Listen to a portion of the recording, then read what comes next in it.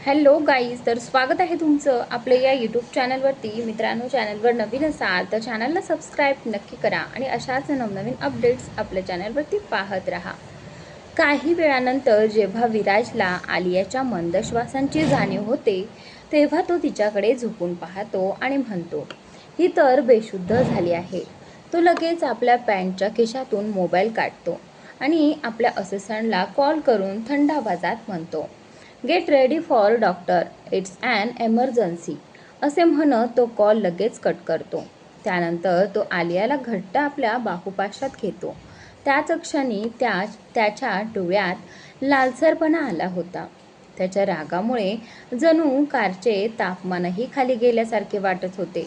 तो इतका भयानक दिसत होता की जणू एखादा राक्षसच, आणि कुणी त्याच्यासमोर आले तर तो त्याला क्षणात संपवेल असे भासत होते. सुमारे अर्ध्या तासानंतर एका मोठ्या खोलीत एक मुलगी बेशुद्ध अवस्थेत बेडवर पडलेली होती. तिचे लांब सडक दाट केस बेडवर पसरले होते आणि तिचा चेहरा खूपच निस्तेज दिसत होता, ज्यावरून ती खूप आजारी असल्याचे स्पष्ट होत होतं. तिच्या डोळ्यांना सूज आली होती आणि तिने डोळे मिटले होते, पण तिच्या चेहऱ्यावर एक वेगळीच चमक होती. ती मुलगी म्हणजे दुसरी कोणी नसून आलिया होती आणि तिच्या आजूबाजूला अनेक डॉक्टर उभे होते आणि तिची तपासणी करत होते. सुमारे 10 मिनिटांनंतर विराज खोलीत आला. एक महिला डॉक्टर त्याच्याकडे पाहते. विराज एक हात खिशात घालून निर्विकार चेहऱ्याने तिच्याकडे टक लावून पाहत उभा होता. त्या डॉक्टरने घाबरून मान खाली घालत म्हणाली, सर, मॅडमला पॅनिक अटॅक आला होता. मी त्यांना इंजेक्शन दिलं आहे. थोड्याच वेळात त्या शुद्धीवर येतील. ती पुढे म्हणाली, सर, घाबरण्यासारखं काही नाही. फक्त त्यांना शक्य तितकं आनंदी ठेवा. त्यांना कोणताही प्रकारचा ताण येऊ देऊ नका. हे ऐकताच विराजने आलियाकडे पाहिलं आणि त्या डॉक्टरला फक्त एकच शब्द म्हणाला, आऊट. विराजचा आवाज ऐकताच सगळेच डॉक्टर घाईघाईने बाहेर गेले आणि सुटकेचा निश्वास सोडला. मनात म्हणाले, देवा, वाचलो. आणि ते सगळे तिथून निघून गेले. विराज मोठमोठे पाऊल टाकत बेडजवळ गेला आणि आलियाच्या शेजारी बसला. तो प्रेमाने तिच्या चेहऱ्याकडे पाहू लागला. काही वेळापूर्वी रागाने लाल झालेला त्याचा चेहरा आता मवाल झाला होता. तो खूप भावूक आणि इमोशनल दिसत होता.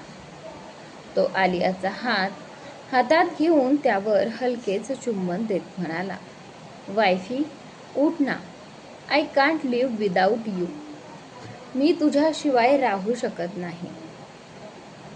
तुला असं पाहू शकत नाही. तुला माहिती आहे ना, तुझ्या डोळ्यात एक अश्रूही मला सहन होत नाही. असं म्हणत त्याने तिच्या कपाळावर हलकेच चुंबन दिले. सुमारे 20 मिनिटांनंतर आलिया हळूहळू शुद्धीवर येऊ लागली. तिने डोळे उघडले आणि स्वतःला खोलीत पाहिलं. तिची नजर विराजवर गेली, जो एकटक तिच्याकडेच पाहत होता. तिला पाहून आलिया हलकेसे हसली. तेव्हा विराजने तिला आपल्या मिठीत घेतलं आणि घट्ट मिठी मारत म्हणाला, व्हॉट हॅपन वायफी? काय झालं होतं? हे सगळं कसं झालं? आलियाने त्याच्या मिठीतच रडायला सुरुवात केली. विराज तिच्या केसांवरून हात फिरवत तिला शांत करत म्हणाला, don't cry. I don't like it. थोड्या वेळाने आलियाने स्वतःला सावरलं आणि ऑफिसमध्ये तिच्यासोबत जे काही घडलं होतं ते सगळं काही विराजला सांगितलं. तिचं बोलणं ऐकताना विराजच्या चेहऱ्यावरचे भाव बदलत होते. सगळं ऐकल्यानंतर विराजने तिला आपल्या मांडीवर बसवलं आणि तिच्या कपाळावर चुंबन देत म्हणाला, डोंट वरी वायफी. हे सगळं विसर. मी सगळं हाताळेन. पण आलियाच्या डोळ्यातून अजूनही अश्रू वाहत होते. हे पाहून विराज म्हणाला, I am a bad husband, नाही का वायफी? हे ऐकून आलिया आश्चर्याने त्याच्याकडे पाहू लागली. तो पुढे म्हणाला, मी चांगला नवरा असतो तर तुझ्या डोळ्यात अश्रू आलेच नसते. असं म्हणत त्याने रागाने बाजूला असलेल्या टेबलवर हात आपटला. त्याच्या हातातून रक्त वाहू लागलं. ते पाहून आलिया घाबरली. तिने त्याचा हात पकडून आपल्या छातीशी धरला आणि म्हणाली, प्लीज असं करू नकोस. मला हे आवडत नाही. तुला माहीत आहे ना, मला तू खूप आवडतोस. हे ऐकून विराज तिच्याकडे आश्चर्याने पाहू लागला. आलिया हलकेच हसली. त्याच्या डोळ्यात पाहत त्याच्याकडे झुकली आणि तिचे ओठ त्याच्या ओठांवर ठेवले. जसे आलियाने असे केले, विराज एक क्षणासाठी स्तब्ध झाला. त्याला विश्वासच बसत नव्हता की आज आलिया स्वतःहून पुढे येऊन असे पाऊल उचलत आहे. त्याच्या आनंदाला पारावर उरला नाही. त्याने घट्टपणे तिच्या कमरेभोवती आपले दोन्ही हात गुंडाळले आणि तिला स्वतःजवळ ओढून घेतले. काही क्षणातच दोघेही एकमेकांच्या ओठांवर वेड्यासारखे चुंबन घेऊ लागले. असे वाटत होते जणू आज ते एकमेकांपासून दूर व्हायलाच तयार नव्हते. चुंबन घेत घेत विराजने आलियाला बेडवर हलकेच झोपवलं आणि तिच्यावर झुकत पुन्हा तिचे चुंबन घेऊ लागला. त्याने बराच वेळ तसंच केलं. जेव्हा आलियाला श्वास घेण्यात त्रास होऊ लागला तेव्हा विराजने हळूच तिचे ओठ सोडले आणि तिच्या मानेवर व कॉलर बोनवर हलकेच घेऊ लागला. त्याचे हात तिच्या संपूर्ण शरीरावर फिरत होते. आलिया एका हाताने बेडशीट पकडून होती आणि दुसऱ्या हाताने विराजच्या केसातून हात फिरवत होती. तिने डोळे बंद केले, जणू त्या सुंदर क्षणाचा पूर्णपणे आनंद घेत होती. विराज पुढे काही करणार इतक्यात अचानक रूमचा दरवाजा उघडला आणि कुणीतरी म्हणाला, भाभी कशा आहेत? समोरचे दृश्य पाहताच तो लगेच मागे वळला. तो विराजचा मित्र तुषार होता. विराजने त्याला पाहताच रागाने त्याच्याकडे पाहिलं. आलियाने तुषारला पाहताच पटकन बेडशीटने स्वतःला झाकलं आणि लाजून खाली पाहू लागले. विराज रागाने म्हणाला, जस्ट गेट आउट. हे ऐकताच तुषार पटकन तिथून निघून गेला. तेवढ्यात आलिया देखील उठून वॉशरूममध्ये गेली. विराजने रागाने बेडवर हात आपटला आणि म्हणाला, शिट, यालाच आताच यायचं होतं. पण लगेच आलियाने केलेल्या कृतीची आठवण येताच तो मनोमन हसू लागला. तो हसतच रूम बाहेर गेला. बाहेर येताच त्याला तुषार पुन्हा उभा दिसला. त्याच्याकडे दुर्लक्ष करत विराजने मोबाईल काढला आणि कॉल लावला. तो आपल्या असिस्टंट विजयला कॉल करत होता. हॅलो सर, विजय घाईघाईने म्हणाला. विराज थंड आवाजात म्हणाला, लवकरात लवकर मिस्टर शर्मा यांच्या कंपनीला निलामीच्या उंबरठ्यावर आणा. हे ऐकून विजय थोडा घाबरला पण म्हणाला, यस यस सर, काम होईल. विराज पुढे म्हणाला, त्यांचे शेअर्स खाली आणा आणि आपण ते सगळे विकत घेऊ. असे म्हणत त्याने कॉल कट केला. विजयने सुटकेचा निश्वास टाकला. आज बॉस पूर्ण डेव्हिल मोडमध्ये आहेत. कामाला लागायलाच हवं. दरम्यान विराज मागे वळला तर तुषार पुन्हा उभाच होता. तुषार हसत म्हणाला, मी फक्त बघत होती. तू कोणाशी बोलत होतास? काही काम असेल तर मला सांगितलं असतंच. विराज थंडपणे म्हणाला, I don't like to talk to losers. असं म्हणत तो निघून गेला. तुषारला खूप वाईट वाटलं. तो मनात म्हणाला, विराज खूप बदलला आहे, पण मी हे त्याला सोडणार नाही. विराज पुन्हा रूममध्ये आला. आलिया अजून वॉशरूममध्ये होती. तिला डोकेदुखीमुळे शॉवर घेतला होता आणि आता तिला बरंच वाटत होतं.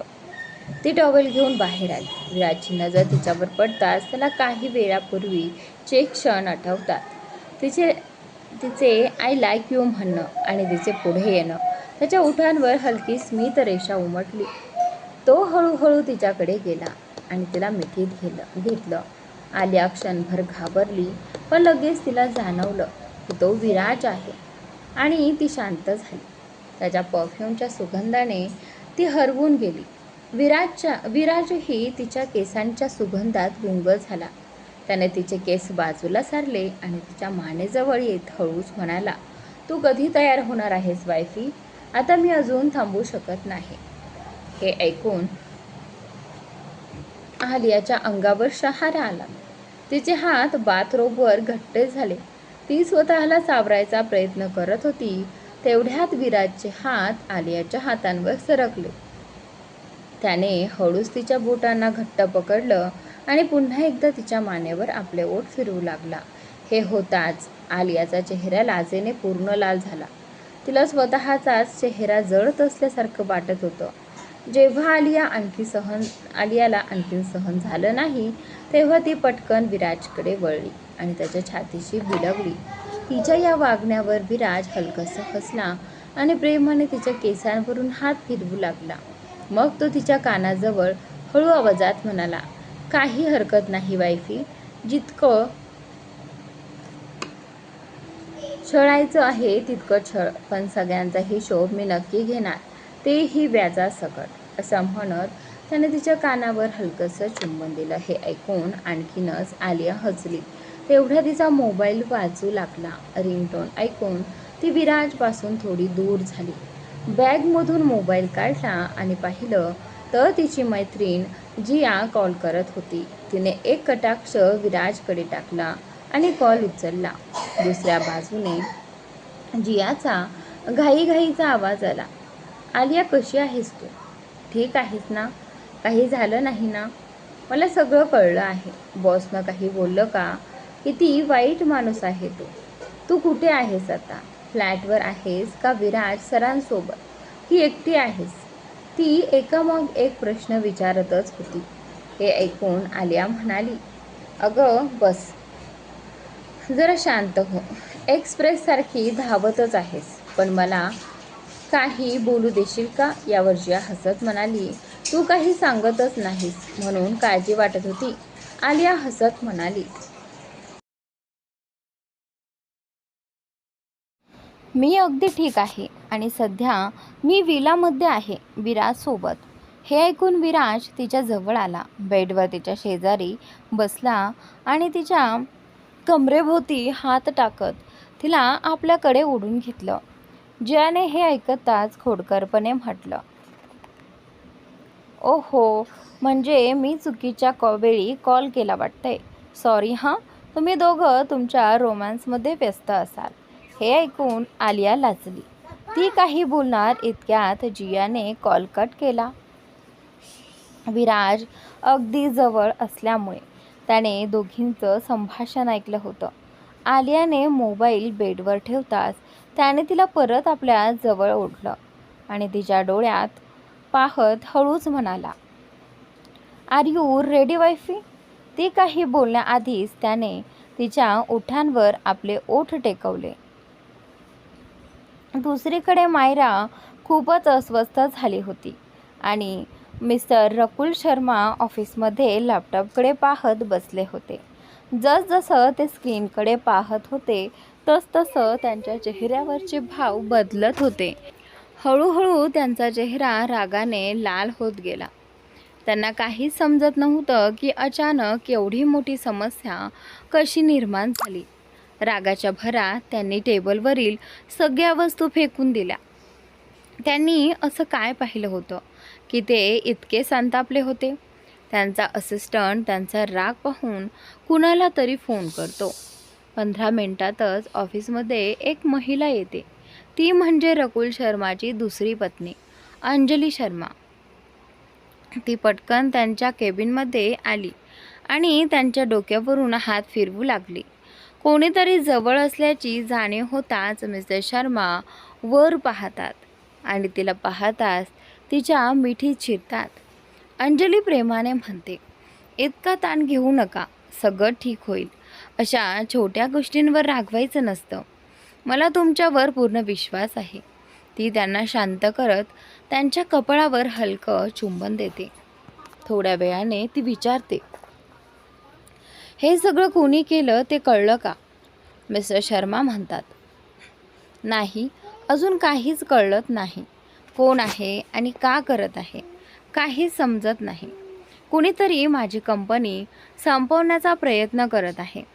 ते पुढे म्हणाले, ही कंपनी मी वर्षानुवर्षांच्या मेहनतीने उभी केली आहे.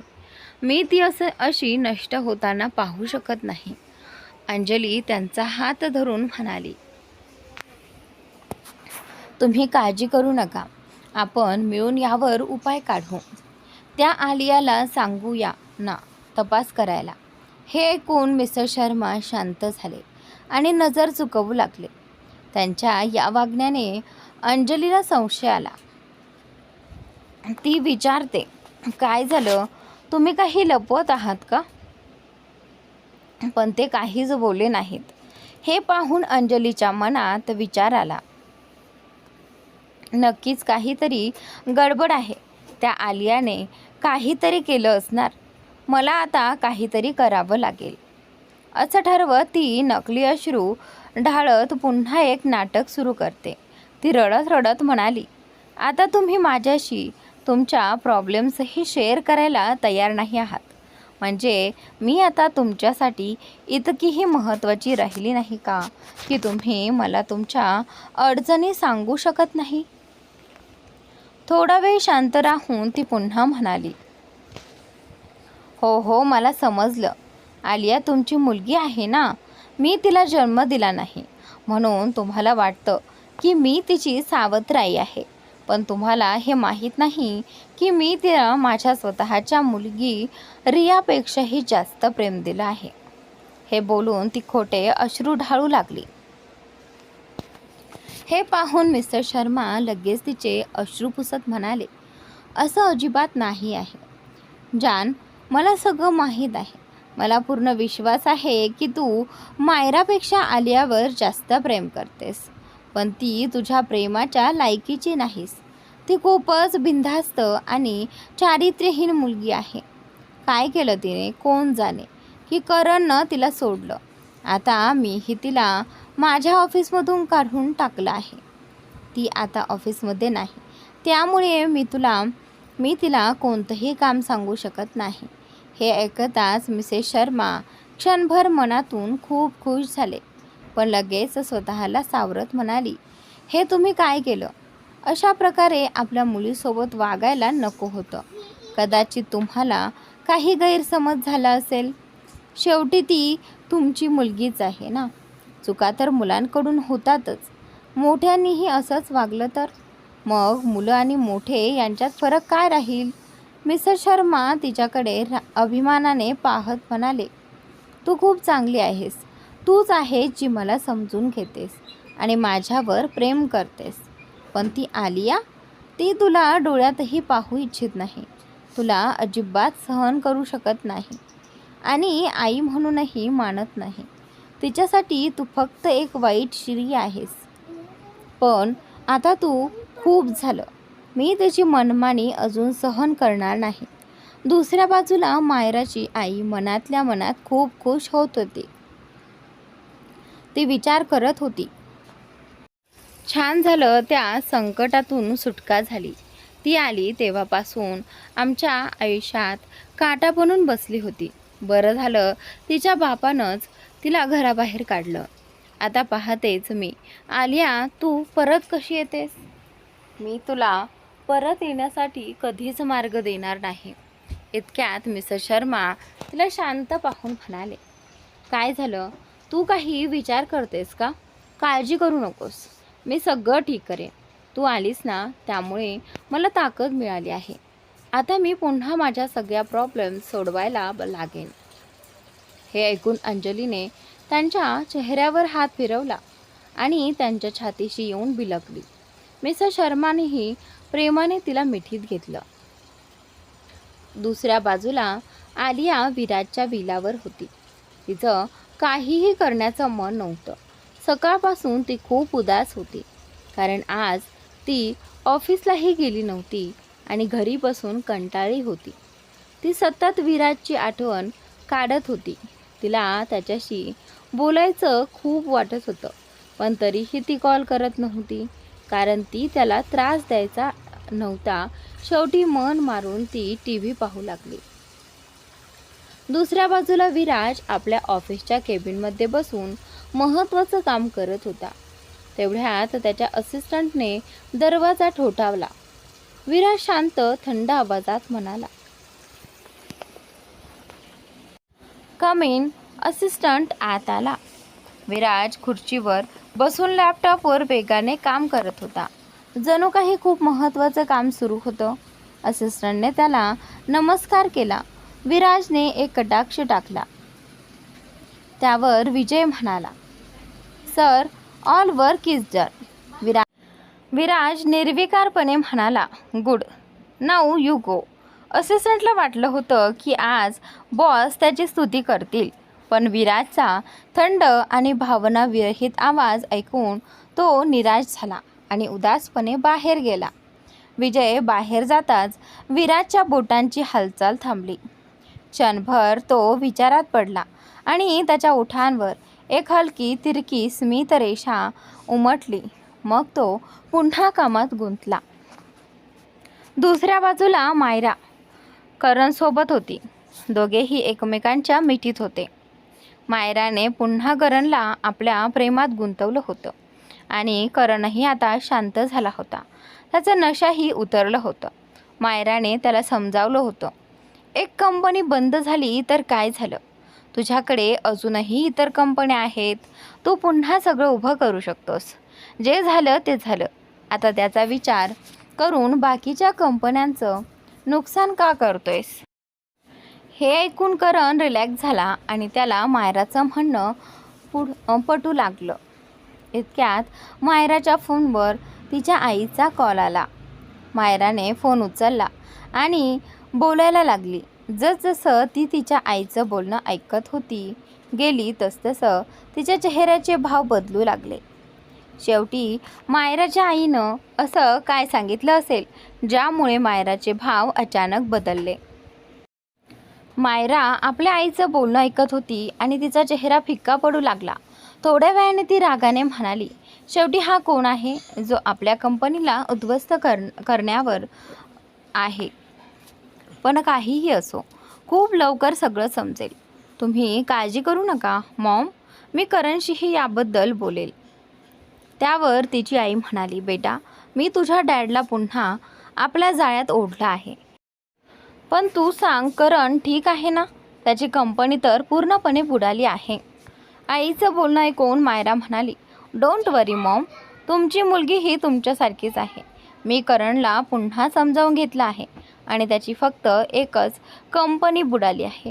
अजूनही त्याच्या इतर कंपन्या आहेत, त्यामुळे घाबरण्यासारखं काही नाही. तिची आई हलकसं हसत म्हणाली, very good, I am so proud of you my daughter. हे ऐकताच मायराच्या ओठांवर एक चालाक हसू उमटलं. तेवढ्या तिची आई पुन्हा म्हणाली, बेटा, करणला कोणत्याही परिस्थितीत स्वतःपासून दूर जाऊ देऊ नकोस. तो तुझ्यासाठी सोन्याची अंडी देणारी कोंबडी आहे आणि अजूनही तो कुठेतरी आलियाच्या विचारात अडकलेला आहे.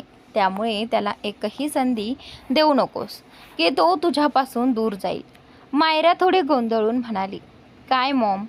आई म्हणाली, तू करणशी लग्न करून खूप चांगलं केलं आहेस.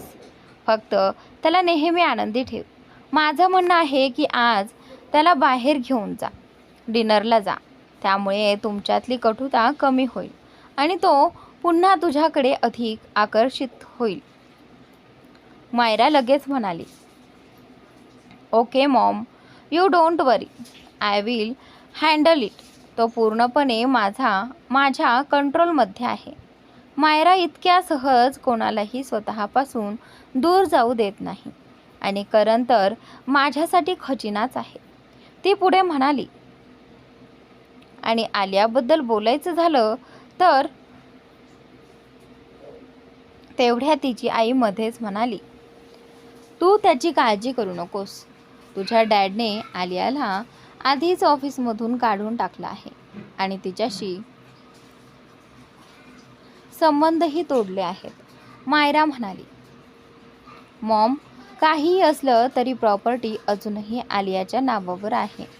आई हसत म्हणाली, तू त्याची चिंता करू नकोस. ती आता दूर गेली आहे आणि परत येऊ शकत नाही. पण जर ती परत आली आणि प्रॉपर्टीवर हक्क सांगायला लागली तर तिचंही तेच होईल जे तिच्या आईचं झालं होतं. हे ऐकून मायरा चांगली झाली आणि दोघीही फोनवर हसू लागल्या. थोड्या वेळाने त्यांनी कॉल संपवला. थोड्या वेळाने मायरा करणकडे जाते, जो त्यावेळी झोपलेला असतो. ती त्याच्या शेजारी जाऊन शांतपणे बसते आणि त्याच्या केसांवरून हात फिरवू लागते. ती त्याच्याकडे बारीकाने पाहत काहीतरी विचार करत असते. अचानक तिच्या डोळ्यात चमक येते. तिला आठवतं की तिच्या डॅडने त्यांच्या लग्नाची रिसेप्शन पार्टी ठेवली आहे. तिच्या मनात एक कल्पना येते. दुसऱ्या बाजूला विराज त्या दिवशी लवकरच आपल्या विलाकडे निघतो. त्याला माहिती असतं की आलिया घरी एकटी असेल आणि कंटाळली असेल. संध्याकाळी 5 वाजताच तो विलामध्ये पोहोचतो. आत येताच त्याला दिसतं की आलिया हॉलमध्ये बसून टीव्ही पाहत आहे. आलियाची नजर विराजवर पडताच ती थोडी आश्चर्यचकित होते. आज इतक्या लवकर असा विचार तिच्या मनात येतो, पण ती काही बोलत नाही, फक्त हलकसं हसते. विराज तिच्या जवळ येऊन सोफ्यावर बसतो आणि तिला हळूच मिठी मारत म्हणतो, आय मिस यू जान. असं म्हणत तो तिच्या खांद्यावर आपला चेहरा टेकवतो.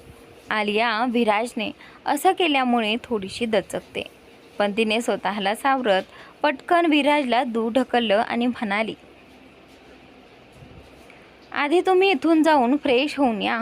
तुम्ही बाहेरून आलात, तुमच्याकडून घामाचा वास येतोय. हे ऐकताच विराज तिच्याकडे विचित्र चेहरा करत म्हणाला, हे काय बोलतेस तू वायफी? तुला माहिती आहे का, मला आपलं बनवण्यासाठी मुली तरसतात आणि तू मला वास येतोय असं म्हणतेस? हा वास नाही ग, हा तर माझ्या प्रेमाचा सुगंध आहे. असं म्हणत तो पुन्हा आलियाला मिठी मारायला पुढे येतो. तेव्हा आलिया त्याला थांबवत म्हणाली, नाही, अजिबात नाही. आधी फ्रेश होऊन या, तोपर्यंत मी तुमच्यासाठी नाश्ता तयार करते. विराज नाराज चेहऱ्याने हळूहळू आपल्या खोलीकडे निघून जातो. त्याला तसं जाताना पाहून आलिया हसते आणि तीही किचनमध्ये जाते. थोड्याच वेळात विराज फ्रेश होऊन खाली येतो. तेव्हा आलिया डायनिंग टेबलजवळ उभी असते. विराज तिच्या मागून येऊन तिला मिठी मारतो आणि म्हणतो, नाऊ यू आर हॅपी. हे ऐकून आलिया मोठ्या हास्याने म्हणते, yes, I am very happy. असं म्हणत ती त्याच्याकडे वळते आणि त्याच्या केसांमध्ये हात फिरवू लागते. विराजही हसत तिच्या गालावर हलकंसं चुंबन घेतो. मग दोघेही डायनिंग टेबलवर बसून चहा आणि नाश्ता करायला लागतात. तेवढ्यात विराज मोबाईल स्क्रोल करत काहीतरी पाहतो आणि आलियाकडे पाहत म्हणतो, वायफी, आज आपण कुठेतरी बाहेर जाऊया का? डिनर बाहेर करूया आणि तुला शॉपिंगही करून देतो. हे ऐकून आलिया म्हणाली, नको, मला शॉपिंगची गरज नाही. माझ्याकडे आधीच खूप कपडे आहेत. तुम्ही पण पूर्ण कपाट भरून ठेवले. त्यावर विराज म्हणाला, नाही वायफी, असं नाही चालणार. आलिया नकार देत राहते, पण शेवटी विराजच्या आग्रहामुळे ती तयार होते आणि कपडे बदलायला खोलीत जाते. सुमारे 20 मिनिटांनी दोघेही कारमध्ये बसलेले असतात. विराजच्या कारच्या पुढे मागे अनेक गाड्या असतात, ज्या त्याचे गार्ड्स असतात. विराज स्वतः कार चालवत असतो, कारण त्याला आलियासोबत एकांतात वेळ घालवायला आवडतं. ड्रायव्हर करताना तो वारंवार आलियाकडे पाहत असतो. ड्राईव्ह करताना आणि आलिया हसत त्याचा चेहरा परत रस्त्याकडे वळते. थोड्याच वेळात ते एका मोठ्या मॉलसमोर पोहोचतात. विराज कार थांबवतो, बाहेर येतो आणि दुसऱ्या बाजूने जाऊन आलियासाठी दरवाजा उघडतो. आलिया हसत त्याचा हात धरून बाहेर येते. दोघे हातात हात घालून मॉलमध्ये प्रवेश करतात. त्यांच्या मागे गार्ड्स सुरक्षा देत चालत असतात. मॉलच्या मॅनेजरला विराज आल्याचं कळताच तो लगेच त्यांच्या स्वागतासाठी येतो आणि आदराने त्यांचं स्वागत करतो. मॉल विराजचाच असल्यामुळे सगळ्या सोयी आधीच व्यवस्थित केल्या गेलेल्या असतात. गर्दी टाळण्यासाठी आधीच सूचना दिलेल्या असल्यामुळे मॉलमध्ये फार कमी लोक असतात. फक्त काही खास ग्राहकच दिसत असतात. विराज मॅनेजरकडे फारसं लक्ष न देता थेट आलियाचा हात धरून आत जातो आणि तिला महिलांच्या कपड्यांच्या दुकानात घेऊन जातो.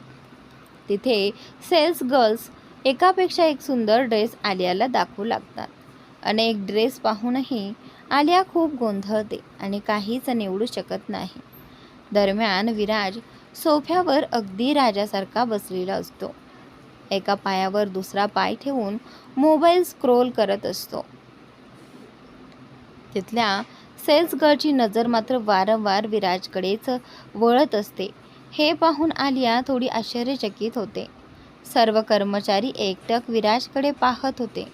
विराजसारखा देखणा आणि आकर्षक मुलगा पाहिला की कुणीही त्याच्यावर फिदा व्हावं असंच होतं. त्याच्या चेहऱ्यावर एक वेगळाच तेज होता. सगळ्या महिला कर्मचारी त्याच्याकडे पाहून वेड्यासारख्या होत होत्या. त्या सगळ्या आलियाकडे पाहून मनात विचार करत होत्या, किती भाग्यवान आहे जिला विराज खन्नासारखा नवरा मिळाला आहे. पण त्या काहीच करू शकत नव्हत्या. त्यांच्याही मनात होतं की एकदा तरी विराजने त्यांच्या दिशेने पाहावं. पण सगळ्यांना माहिती होतं की विराज खूपच अहंकारी स्वभावाचा आहे. तो कधीच कुणाकडे पाहत नाही आणि मुलींविषयी तर त्याला विशेषच नावड आहे. ज्या मुली त्याला आकर्षित करण्याचा प्रयत्न करतात त्यांना तो अजिबात सोडत नाही. दुसरीकडे आलियाने जेव्हा पाहिलं की कर्मचारी तिच्या नवऱ्याकडे सारखं बघत आहेत तेव्हा तिला खूप राग आला. तिने मुठी आवळल्या आणि विराजकडे पाहिलं, जो फक्त मोबाईलमध्येच गुंतलेला होता. ती सरळ त्याच्याकडे जाऊन त्याच्या मांडीवर बसली. मोबाईल स्क्रोल करत असलेला विराज तिच्या या अचानक कृतीने क्षणभर चकित झाला. त्याने भुवया उंचावत तिच्याकडे पाहिलं, जणू काही विचारत होता, काय झालं वायफी? त्यावर आलिया त्याच्या गळ्यात हात घालत म्हणाली, हबी, मला काहीच आवडत नाहीये. तुम्हीच चला ना, काहीतरी निवडा. हे ऐकताच विराजच्या ओठांवर हलकीशी खोडकर स्मित रेषा उमटली. त्याने मागे एक कटाक्ष टाकला आणि सगळं समजून घेतलं. त्याने आलियाला आपल्याकडे ओढलं आणि सगळ्यांसमोर तिच्या ओठांवर हलकं चुंबन दिलं. विराज कोणाचीही पर्वा न करता आलियाला जवळ घेत होता. आलियाची अवस्था मात्र वेगळीच झाली होती. लाजेमुळे ती वर बघू शकत नव्हती. श्वास घ्यायलाही तिला त्रास होत होता. ती काही प्रतिसाद देऊ शकत नव्हती. हे लक्षात येताच विराजने तिच्या कमरेला हलकासा चिमटा काढला आणि ती भानावर आली. तिने डोळे उघडून त्याच्याकडे पाहिलं. विराज डोळ्यांनीच इशारे करत होता. ते समजताच आलियाच्या डोळ्यात चमक आली. नकळत तिचे हात त्याच्या गळ्यात गुंतले आणि तीही त्याच्या जवळ येऊन त्याला साथ देऊ लागली. दोघेही त्या क्षणात हरवले होते. आसपास उभ्या असलेल्या महिला कर्मचारी मात्र हे पाहून मनोमन जळत होत्या. त्यांच्या डोळ्यात राग आणि मत्सर स्पष्ट दिसत होता. त्यांना वाटत होतं, काश आलियाच्या जागी आपण असतो. काही वेळानंतर दोघांनाही श्वास घेणं कठीण झाल्यावर विराजने हळूच आलियाला सोडलं. तिच्या पापण्या लाजेने खाली झुकल्या आणि तिचा चेहरा लालबुंद झाला होता. विराज तिच्याकडे पाहत हसत म्हणाला, काय झालं वायफी, आवडलं का? अजून एकदा हवंय का? हे ऐकताच आलियाने मोठ्या डोळ्यांनी त्याच्याकडे पाहिलं आणि रागाने त्याच्या खांद्यावर हलकं मारत म्हणाली, तुम्हाला अजिबात लाज नाही का? किती बेशरम आहात. ती लगेच त्याच्या मांडीवरून उठली. पण विराजने तिला पुन्हा आपल्या जवळ ओढलं आणि हसत म्हणाला, ही जागा फक्त तुझ्यासाठीच आहे वायफी. हे ऐकून आलिया आणखी लाजली आणि त्याच्या छातीवर डोकं ठेवून बसले. अर्ध्या तासानंतर दोघे वुमेन्स सेक्शनमधून बाहेर आले. विराजने आलियासाठी खूप कपडे घेतले होते. आलियाने नकार देण्याचा प्रयत्न केला, पण विराजने किमान डझनभर ड्रेस घेतलेच. दोघे चालत असताना विराज तिच्या कानाजवळ येऊन म्हणाला, वायफी, मला खूप भूक लागली आहे. आपण इथेच डिनर करूया का? आलियाने हसून मान हलवली. ते दोघे पार्किंगकडे गेले आणि मॉलच्या मागच्या बाजूला असलेल्या एका मोठ्या रेस्टॉरंटकडे वळले. ते रेस्टॉरंटही विराजचंच होतं आणि खूप प्रसिद्ध होतं.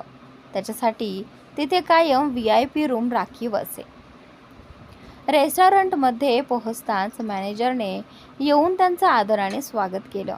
विराज नेहमीप्रमाणे थोड्या रुबाबात म्हणाला, माझा प्रायव्हेट रूम तयार करा. हे ऐकताच मॅनेजरने मान हलवत म्हणाला, yes sir, please come in, आणि त्यांना आदराने पुढे घेऊन गेला. विराज मोठ्या पावलांनी चालत आलियाच्या कमरेत हात घालून तिला आपल्यासोबत प्रायव्हेट रूममध्ये घेऊन गेला. दोघे जसेच आत गेले तसे आलिया थोडी आश्चर्यचकित झाली.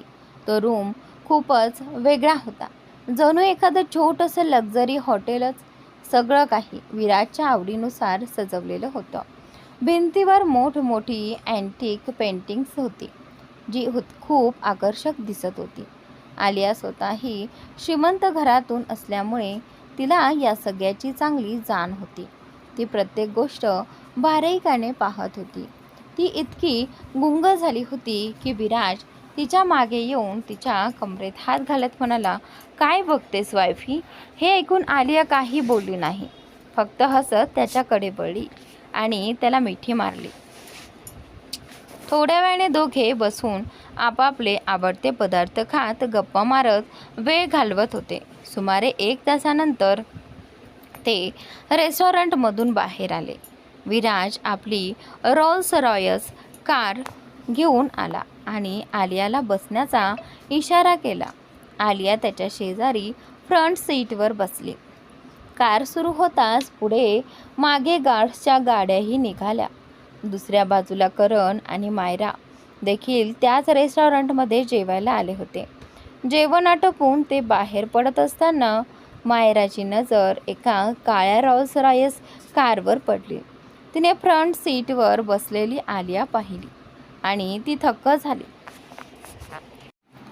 कारचे काच काळे होते, पण आलियाने विंडो उघडली होती, त्यामुळे मायराने तिला ओळखलं.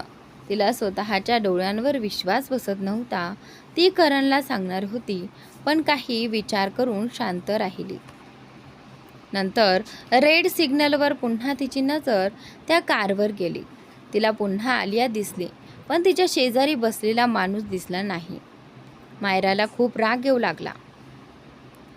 आलिया इतक्या महागड्या गाडीत कशी बसली? ती स्वतः करणची पत्नी होती, पण करणकडे अशी कार नव्हती. ती कार खूपच महाग होती आणि संपूर्ण भारतात फार थोड्या लोकांकडे होती. मायरा विचारात गुंग असताना करण म्हणाला, काय बघतेस बेबी? ग्रीन सिग्नल लागताच विराजची कार पुढे निघून गेली. मायरा म्हणाली, बेबी, त्या कारमध्ये आलिया दीदी आहे बहुतेक. करणने पाहिलं आणि तोही आश्चर्यचकित झाला. तो कार पुढे घेऊन गेला, पण विराजच्या गार्ड्सनी कारला प्रोटेक्शन दिलं आणि तो काही पाहू शकला नाही. मायरा निरागसपणे म्हणाली, करण, असं तर नाही ना की दीदी चुकीच्या माणसाच्या संगतीत पडल्या आहेत पैशासाठी? हे ऐकून करणचा राग अनावर झाला. त्याचे हात स्टेअरिंगवर घट्ट झाले. मायरा पुढे म्हणाली, कदाचित माझ्यामुळे असं झालं असेल. जर मी तुमच्यामध्ये आले नसते तर दीदी आज तुमच्यासोबत असत्या. करण काही बोलला नाही, पण त्याचा राग स्पष्ट दिसत होता. दरम्यान विराजची कार व्हिलासमोर थांबली. विराजने दरवाजा उघडला. आलिया खाली उतरली, पण त्याआधीच विराजने तिला उचलून घेतलं. आलिया आश्चर्याने म्हणाली, अरे काय करताय, मी चालू शकते, विराज हसत म्हणाला. नाही वाईफी, नवरा इतक्या प्रेमाने उचलतोय तर शांत राहा, नाहीतर शिक्षा मिळेल. तर आता इथे आलिया शांत राहते. आलिया त्याच्याकडे रागाने पाहू लागली आणि विराज तिला घेऊन आत गेला. घरातील सर्व कर्मचारी हे पाहून आनंदी झाले, कारण त्यांनी विराजला कधी इतकं हसताना पाहिलं नव्हतं. विराज तिला थेट रूममध्ये घेऊन गेला. आलिया म्हणाली, मला आधी शॉवर घ्यायचा आहे. विराजने पुन्हा तिला उचललं आणि मिश्किलपणे म्हणाला, आपण दोघं एकत्र शॉवर घेऊया, वेळ आणि पाणी दोन्ही वाचेल. हे ऐकून आलिया लाजली आणि म्हणाली, किती खट्याळ आहात तुम्ही. विराज हसत तिच्या गालावरती किस करून म्हणाला, ज्याने लाजली त्याचे काम बिघडले, आणि तिला घेऊन तो बाथरूममध्ये गेला. आलिया त्याच्यापासून सुटण्याचा प्रयत्न करत होती, पण त्याचा काही उपयोग होत नव्हता. थोड्याच वेळात विराजने तिला शॉवरखाली उभं केलं आणि शॉवर सुरू केला. आलिया विराजकडे रागाने पाहत होती, म्हणाली, तुम्ही इथून जा प्लीज. पण विराज तिच्या कमरेत हात घालून तिला स्वतःकडे ओढत म्हणाला, नो नो वाईफी, आज अजिबात नाही. आज आपण दोघे एकत्र शॉवर घेणार. हे ऐकताच आलियाने त्याला जोरात दूर ढकललं आणि म्हणाली, तुम्ही इथून जा, नाहीतर माझ्यासारखी वाईट कोणी नसेल. असं म्हणत तिने त्याला जवळजवळ ढकलत वॉशरूमच्या बाहेर काढलं आणि दरवाजा त्याच्या समोरच बंद केला. दरवाजा बंद होताना विराजच्या नाकाला हलकासा लागला. तो नाक चोळत म्हणाला, वाईफी, हे फेअर नाही. आता बेडवर शिक्षा मिळेल. विराजने थोड्या मोठ्या आवाजात बोलल्यामुळे आलियाने ते आतून ऐकलं. तिला खूपच लाज वाटू लागली. तिचा चेहरा लाल झाला होता. ती स्वतःला सावरायचा प्रयत्न करत होती. तिच्या शरीरात एक वेगळीच धडधड जाणवत होती, जी ती समजून घेत होती की मुद्दाम दुर्लक्ष करत होती हे तिलाही कळत नव्हतं. सुमारे अर्ध्या तासाने आलिया शॉवर घेऊन बाहेर आली. ती रूममध्ये इकडे तिकडे पाहू लागली, विराज आहे का ते बघायला. तो कुठेच दिसला नाही. तेव्हा तिने सुटकेचा निश्वास टाकला आणि म्हणाली, ओ गॉड, मी वाचले. नाहीतर माझा डेव्हिल हजबंड मला अजिबात त्याने सोडलं नसतं. ती स्वतःशीच हसत म्हणाली, तो येण्याआधी पटकन कपडे बदलून बेडवर जाऊन झोपते, म्हणजे त्याला कळणारही नाही आणि त्रासही देणार नाही. असं म्हणत ती चेंजिंग रूमकडे गेली. जशी ती चेंजिंग रूमकडे गेली तशी ती थबकली, कारण विराज तिथेच उभा होता, हात खिशा स्टाईलमध्ये, आणि तिरक्या हसत तिच्याकडे पाहत होता. त्याला पाहून आलियाचा श्वास क्षणभर थांबला. ती अडखळत म्हणाली, तुम्ही इथे.